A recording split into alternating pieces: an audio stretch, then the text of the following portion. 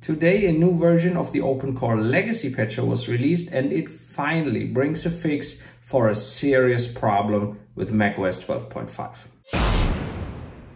So today, ChronoKernel, one of the developers of the OpenCore legacy patcher, released the new version 0.4.10.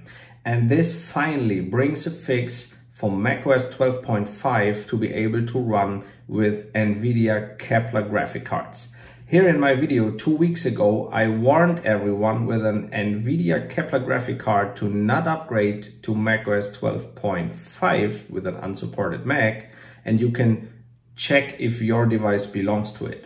The brand new version that was released today of the legacy patcher finally fixes that problem, so you can just update OpenCore with the legacy patcher and then upgrade your Mac with NVIDIA Kepler graphic card to macOS 12.5. Right now I'm putting on a brand new tutorial which puts everything together from the last month.